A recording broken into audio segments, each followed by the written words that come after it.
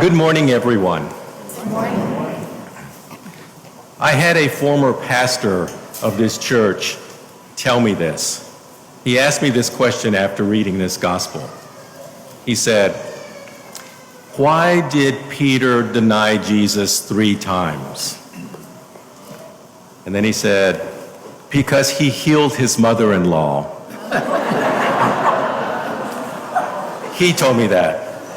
For the record, I want everyone to know I love my mother-in-law, and I do not wish her any ill will or sickness. I love her. I would like to get right to the point about the readings we have today. Only Jesus can heal you. He is the only one who can help us get through whatever turmoil we are going through. He is the one who will get us through the times we live in today. We have to put our trust in Him. Like Job from the first reading, whatever happens to you, remain faithful to God. I hope many of you have read the book of Job. If not, you should read it. It's a 42-chapter story about a person going through misery and suffering. It seems like it goes on and never ends. And 42 chapters is a long time to suffer. I know it might seem like we are going through a drudgery now with what we hear in the news, what we read in social media and the internet, and politics going on, and the wars in the Holy Land in the Ukraine. And because of that, I know my nights are filled with restlessness until the dawn. I lay there with my eyes closed and asked, why can't I get to sleep? And that drags on, and I wonder, what time is it now? How much more time before the alarm goes off? Maybe to some extent, we can all relate to what Job says. At the end of the reading, Job is in despair. He says, his days come to an end with no hope. My life is like the wind. I shall not see happiness again. But the story does end well for him. He perseveres over all his tragedies, his misfortunes, his sicknesses, and regains double the wealth that he had before. The whole time, all 42 chapters, he was faithful to God, and God was faithful to him. Be faithful to God. The gospel reading has other sick people in it. The first one is Simon's mother-in-law. She lay sick with a fever. As soon as the disciples enter the house, they immediately tell Jesus about her. They don't know what he is going to do, but they intercede for her. With Jesus there, although they don't realize it at the time, they intercede directly to God. When we hear about someone who is sick, we should immediately intercede for them. I think it's a great idea that when you have people that ask you to pray for them, create a prayer list and pray for those who you know who are sick, whether physically sick, mentally sick, or spiritually sick. Pray for them. Make a list on your smartphone so you can remember who you said you would pray for. Praying for people is a free gift we can give them, whether they know we are praying for them or not. Continue to pray for them. Jesus says, all that you ask for in prayer, believe that you will receive it and it shall be yours.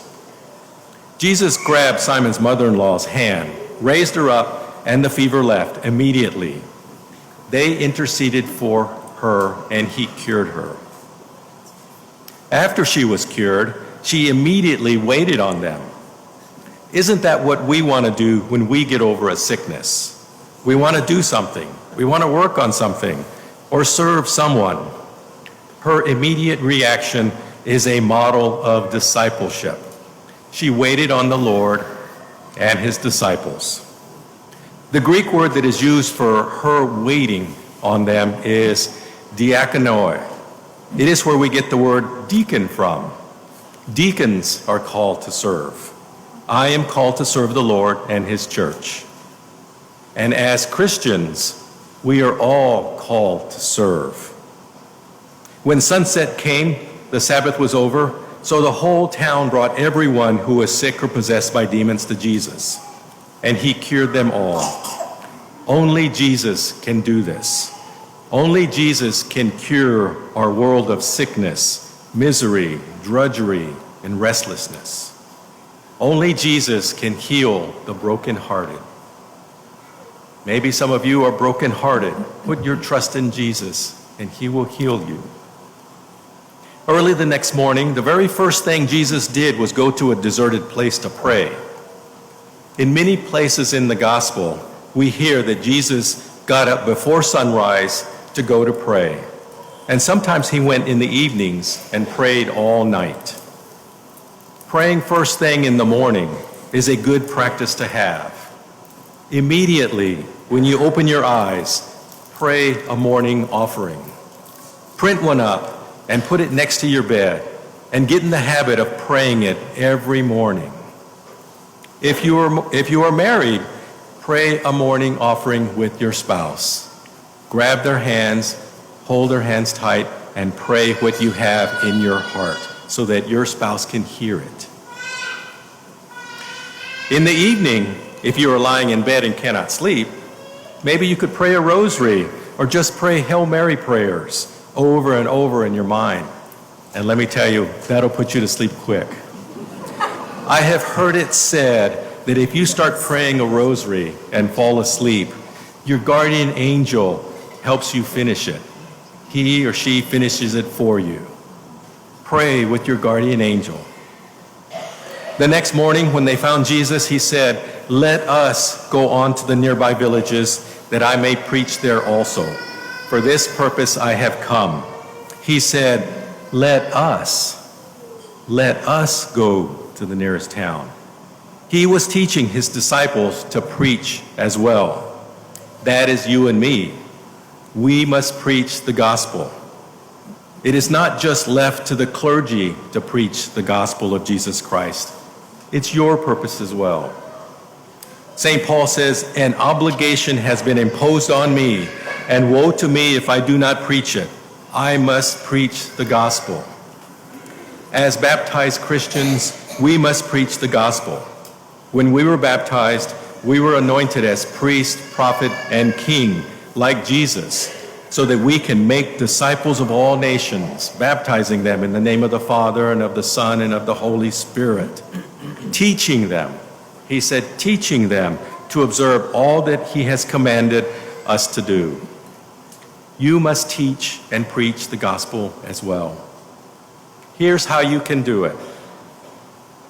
With a consistent prayer life, every morning, every day, every evening. With a trust and faithfulness to God, like Job had, in bad times and in good. With faithfully coming to Mass, with a recognition that the real presence of Jesus Christ is in the Eucharist that we receive at Mass, with serving those around you, and with preaching the gospel to those around us. Jesus will heal you. Only Jesus can heal you. Just before communion, we say, "Lord, I am not worthy that you should enter under my roof, but only say the word, and my soul shall be healed." Let Jesus heal your soul.